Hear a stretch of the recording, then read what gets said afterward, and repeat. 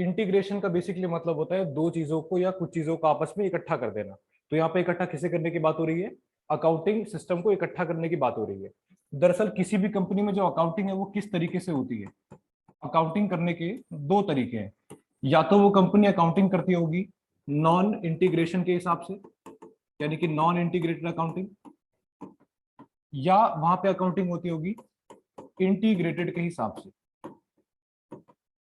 ठीक है, तो नॉन इंटीग्रेट का मतलब क्या हुआ? अलग अलग करते होंगे और यहाँ पे एक साथ करते होंगे। तो यहाँ पे जो नॉन इंटीग्रेटेड है उसका यहाँ पे ये मतलब है कि कंपनी में जो फाइनेंशियल अकाउंटिंग है वो क्या होगी? अलग करी जाएगी,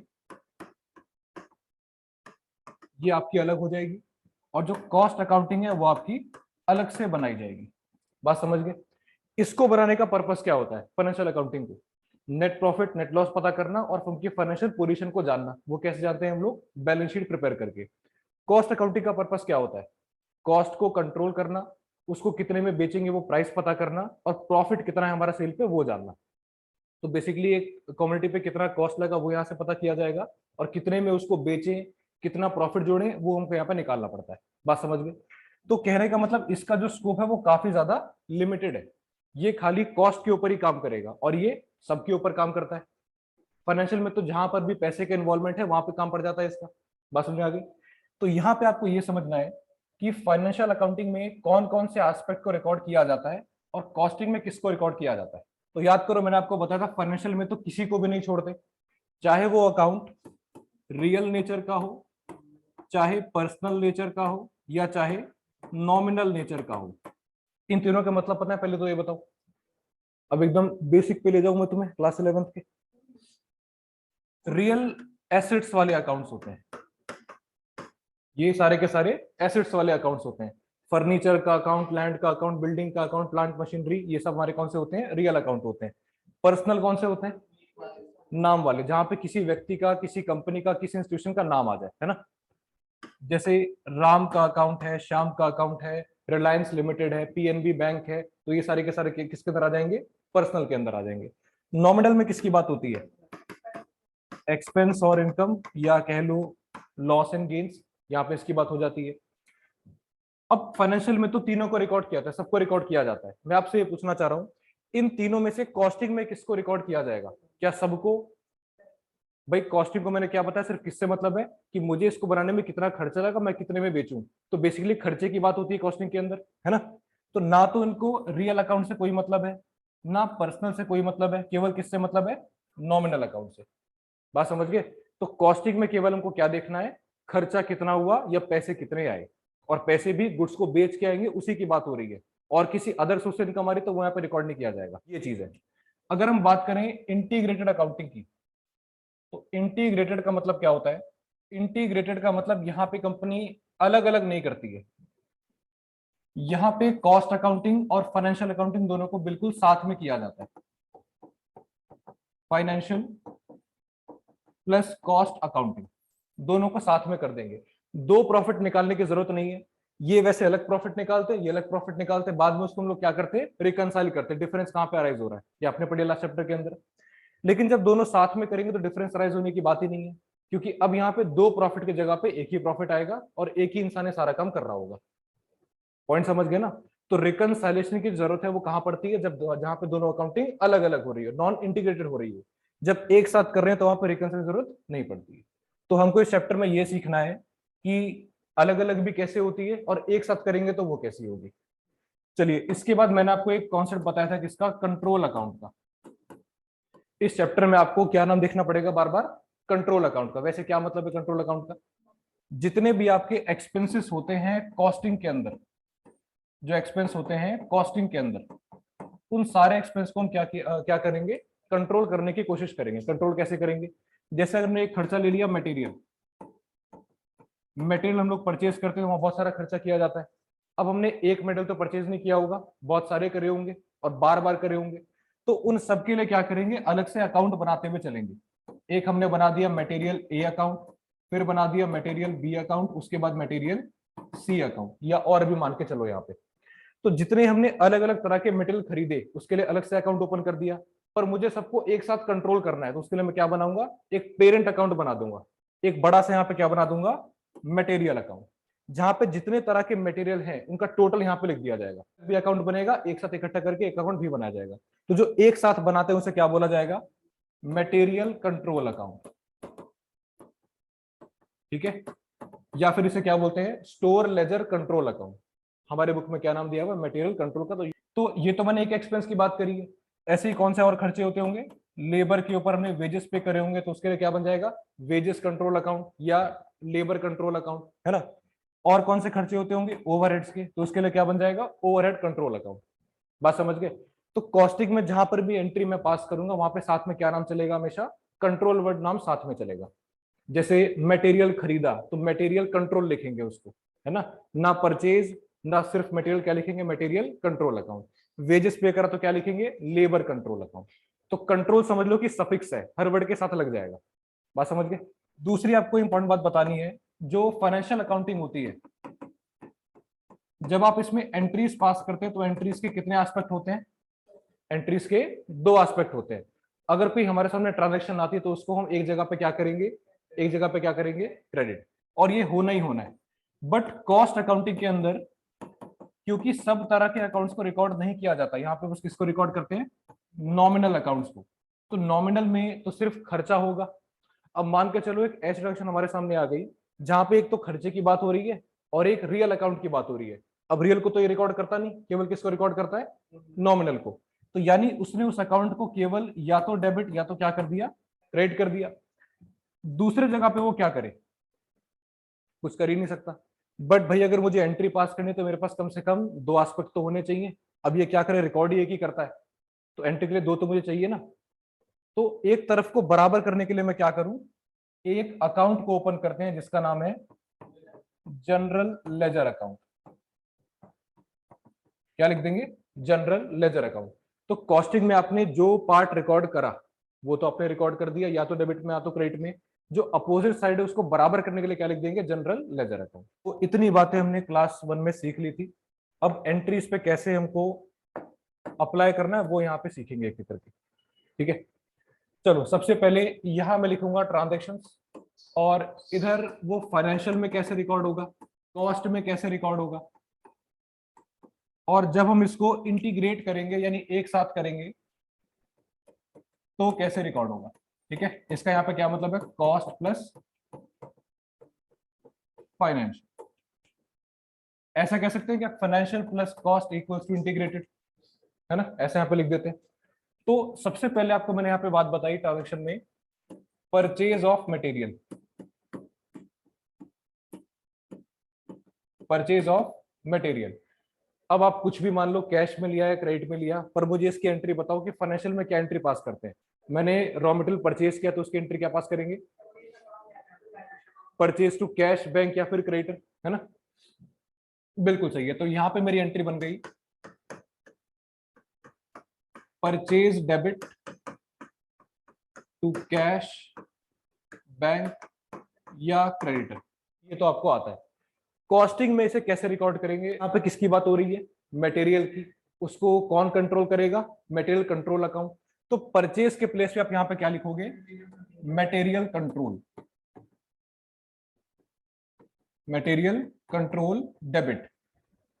क्योंकि मटेरियल जो आपने खरीदा वो आपके लिए कौन सा अकाउंट है? नॉमिनल अकाउंट है, खर्चा आप लोगों ने करा। अच्छा, दूसरे प्लेस पे क्या नाम आ रहा है? या तो कैश या तो बैंक या तो क्रेडिटर। भाई कैश बैंक तो आपके हो गए, कैश आपका हो गया रियल अकाउंट, बैंक आपका हो गया पर्सनल अकाउंट, क्रेडिटर हो गया आपका पर्सनल अकाउंट। और कॉस्टिंग में क्या रिकॉर्ड नहीं करते? रियल और पर्सनल। बात समझ गए? अब यहाँ पे रियल भी है पर्सनल भी है, तो ये तो रिकॉर्ड नहीं होगा, ये बात मान गए। ये तो रिकॉर्ड नहीं होगा। तो मुझे पता नहीं है कि मैं अगले साइड पे क्या लिखूं, क्रेडिट में क्या लिखूं। एंट्री बनानी तो है ही, तो कुछ तो लिखना पड़ेगा। क्या लिखा जाएगा? General ledger account. बात समझ गए? तो जो भी रियल अकाउंट होगा, पर्सनल अकाउंट होगा, वो कहां पे रिकॉर्ड नहीं करेंगे? कॉस्टिंग के अंदर। जहां पर भी रियल पर्सनल आ जाए उसके प्लेस पे क्या लिख दो? General ledger. ये आ गया जनरल लेजर अकाउंट। समझ गए? तो ये चीज तब है जब अलग अलग काम किया जाता है। अगर मुझे दो एंट्री पास नहीं करनी है, मुझे इसको इकट्ठा करके एक ही में करना है, तो मैं कैसे करूंगा? एक बार पीछे दोबारा आता है। प्रेफरेंस यहाँ पे किसको दी जाती है? अगर हमारे सामने कोई ट्रांजेक्शन आ गई जिसमें रियल और पर्सनल अकाउंट है, तो वो केवल कहां पे रिकॉर्ड होता है? फाइनेंशियल के अंदर। यानी अगर मेरे पास कुछ ऐसा आया तो मैं फाइनेंशियल का क्या रिकॉर्ड कर दूंगा, रियल एंड पर्सनल, है ना, क्योंकि वो तो यहीं पर रिकॉर्ड होता है, मैं उसको ले लूंगा। सर नॉमिनल तो दोनों में रिकॉर्ड होता है, तो नॉमिनल अगर मेरे पास आया तो मैं फाइनेंशियल का लूं या कॉस्ट का लूं? आपको क्या लगता है किसका लेना चाहिए, बोलो। नॉमिनल मैंने कहा दोनों में रिकॉर्ड हो रहा है ना, फाइनेंशियल में भी कॉस्ट में भी, तो मैं नॉमिनल अकाउंट किसका लेके चलूं? जब मुझे इंटीग्रेट करना है तो मैं कॉस्ट का लूं कि फाइनेंशियल का लूं? क्यों कॉस्ट का लूं? क्योंकि देखो कॉस्ट है बेचारा, वो ना रियल को लेता है ना पर्सन को लेता है, वो केवल किसको लेता है, नॉमिनल को। तो ये बोलेगा भाई ऊपर के दो तो तुम ले गए, एक मुझे दे दो, है ना। तो प्रेफरेंस यहाँ पे किसको दी जाएगी, कॉस्ट वाले को। बात समझ गए? तो यहाँ पे रियल पर्सन किसका ले लेंगे, फाइनेंशियल का, और इसका क्या ले लिया जाएगा, nominal account. Costing only records nominal account, बस बात खत्म। अगर आप ये बात समझ गए तो एंट्री में कभी दिक्कत आएगी ही नहीं। बात समझ गए? अगला बताओ जरा। अब इसको मैंने क्या किया, परचेज किया था पहले, अब मैंने इसको वापस कर दिया है। अच्छा एंट्री तो बताई नहीं, एंट्री आप लोग ट्राई करेंगे एक बार जरा। इंटीग्रेटेड में फाइनेंशियल का क्या लिया जाएगा, रियल पर्सनल, इसका ले लेंगे नॉमिनल। बताओ एंट्री, आपके सामने ट्रांजेक्शन है। Very good. इंटीग्रेटेड में फाइनेंशियल का मुझे क्या लेना है, रियल और पर्सनल। तो यहाँ पे कहाँ है रियल पर्सनल, ये रहा कैश बैंक क्रेडिटर, ये रियल पर्सनल है, तो इसको तो ले लेंगे इंटीग्रेटेड में फाइनेंशियल का। नॉमिनल में तो नॉमिनल लेना है। सर नॉमिनल ये फाइनेंशियल का है और ये कॉस्ट का है, मुझे किसका लेना है, कॉस्ट का। तो एंट्री क्या बन जाएगी, material control to cash bank या क्रेडिटर। यानी मैंने यहाँ से ये परचेज छोड़ दिया और यहाँ से मैंने क्या छोड़ दिया, जनरल लेजर अकाउंट, है ना। तो आपस में कट के इंटीग्रेट जब मैं इसे करूंगा तो एंट्री मेरी क्या बन गई, material control to cash bank creditor. Entry का ही पूरा चैप्टर है, ठीक है, एंट्री का ही पूरा चैप्टर है। चलो अगर अकाउंट भी बनाने को आ गया तो एंट्री से अकाउंट बनाना कितना आसान होता है, आता है कि नहीं आता है, सिखा दूंगा बाद में कैसे बनाया जाएगा। सही है, चलो ये हमारा हो गया। अगला बताओ, परचेजेस रिटर्न। परचेज रिटर्न की एंट्री फाइनेंशियल में क्या होती है, भाई जब खरीदते समय ये एंट्री थी तो रिटर्न में उल्टा हो जाएगा, रिटर्न में उल्टा हो जाएगा, यानी कि कैश या creditor debit to purchases return, ठीक है। इसी को मुझे कॉस्ट में लिखना है तो मैं क्या लिखूं,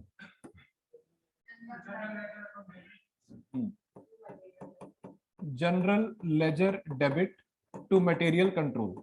इसको समझ के बताना, ऐसा नहीं कि रिवर्स हो रहा है तो ये भी रिवर्स हो जाएगा।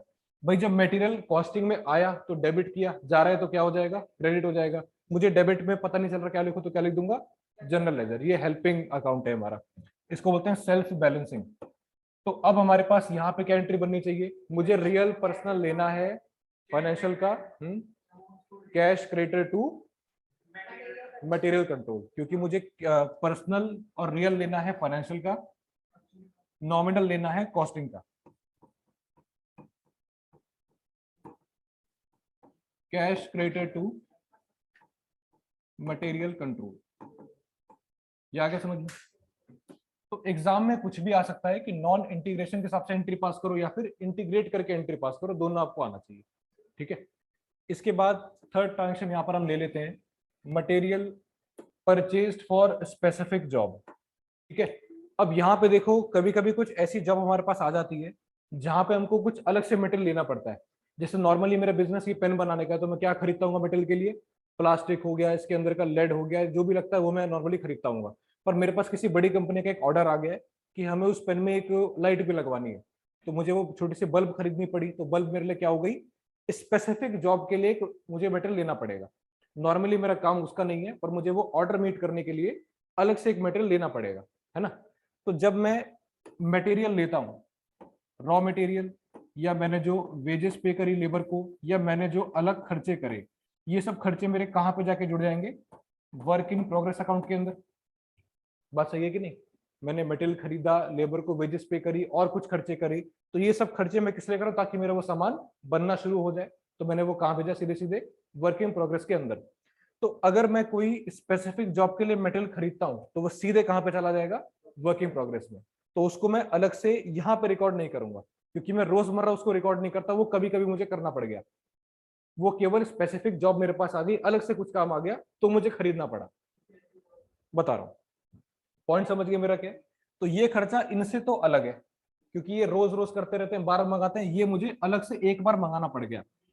फाइनेंशियल को कोई मतलब नहीं है आपने वो स्पेसिफिक जॉब के लिए खरीदा या रोजमर्रा खरीदते रहते हो, उसको मतलब है कि आपने खरीदा, खर्चा किया है, वो तो सेम एंट्री पास करेगा। आपने गुड्स खरीदे, वो सेम एंट्री पास करेगा। किसी भी पर्पस के लिए खरीदो, उसे कोई मतलब नहीं है। तो वो यहाँ पे क्या लिखेगा, वही जो आपने पहली एंट्री पास करी थी, परचेज अकाउंट डेबिट, और फिर जैसे लिया है उसका नाम आ जाएगा, कैश बैंक या क्रेडिटर, ये नाम आ जाएगा। लेकिन कॉस्टिंग को ये बात पता है कि मैंने ये मटेरियल को रोज रोज नहीं खरीदना होता, ये मैंने स्पेसिफिक जॉब के लिए खरीदा है, तो मैं सीधे उसे कहां भेज दूंगा, वर्क इन प्रोग्रेस अकाउंट के अंदर। तो यहाँ पे आपने पहले क्या लिखा था, मटेरियल कंट्रोल, इस बार वो खर्चा मटेरियल के प्लेस पे कहां पे जा रहा है, सीधे सीधे वर्किंग प्रोग्रेस में। तो उसके प्लेस पर क्या नाम आ जाएगा, वर्क इन प्रोग्रेस, और साथ में क्या लगाना है हमेशा, control account debit, to side में क्या लिख दें, जनरल लेजर। बात समझ गए? तो स्पेसिफिक जॉब के लिए खरीदा गया मटेरियल कॉस्टिंग में कहां पे जाता है, सीधे सीधे वर्किंग प्रोग्रेस में, और फाइनेंशियल में सेम एंट्री पास होती है, उसे कोई मतलब नहीं है। तो यहाँ पे क्या आ गया, जनरल लेजर। इंटीग्रेटेड की एंट्री बताओ।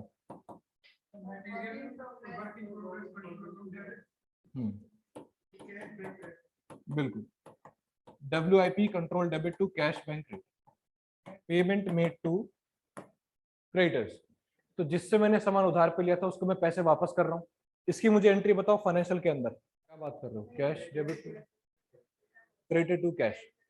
भाई क्रेडिटर मेरी लायबिलिटी है, जब मैं लायबिलिटी को पैसे दूंगा तो मेरी लायबिलिटी खत्म हो जाएगी, और जब लायबिलिटी खत्म होती है तो डेबिट करते हैं। पहले तो रूल बताओ जरा।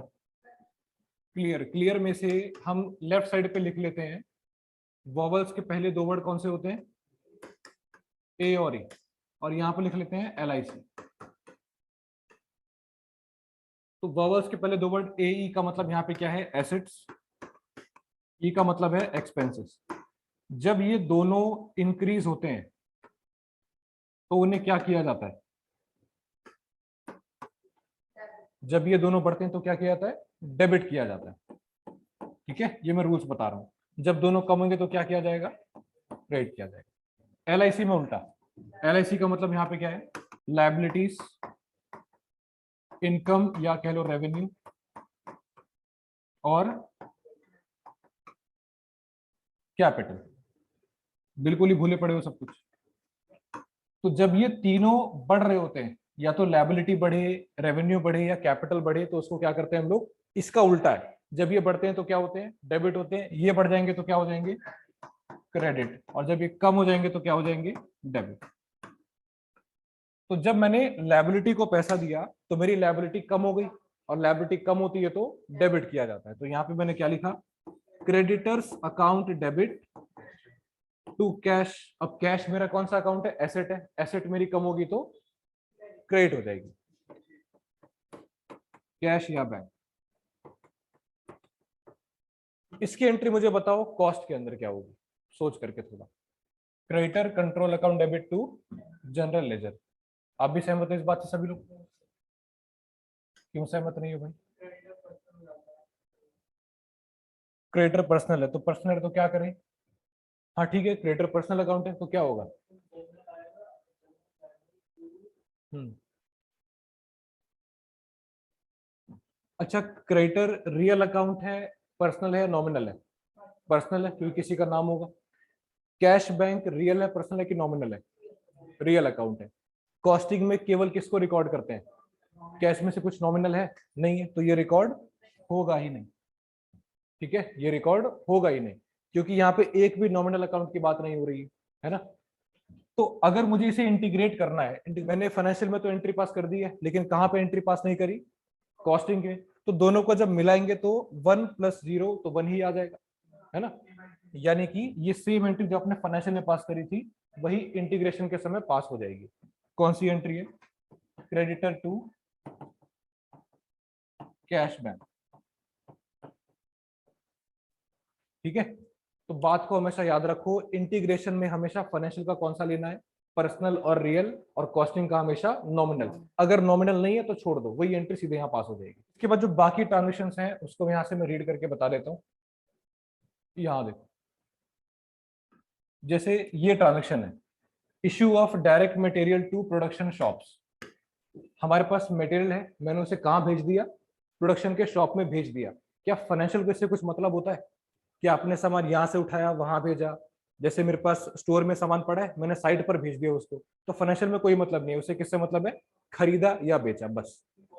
तो फाइनेंशियल में तो कोई एंट्री पास नहीं होगी। आपने एक स्टोर से सामान उठाया और उसे कहाँ भेजा? प्रोडक्शन में भेज दिया, फैक्ट्री के अंदर भेज दिया, तो फाइनेंशियल उससे कोई मतलब नहीं है। हाँ, भेजने में कुछ खर्चा हुआ होगा तो उससे उससे मतलब होगा। बात समझ गए? फिलहाल ऐसा कुछ लिखा हुआ नहीं है यहाँ पे। तो अगर आपने मटेरियल को कहाँ भेजा? प्रोडक्शन शॉप में भेजा, फाइनेंशियल में नो एंट्री विल बी पास। लेकिन अगर आप कॉस्टिंग की बात करें तो यहाँ पे क्या एंट्री पास करी जाएगी? Work in progress control to material control account. Sir ऐसा क्यों? आपने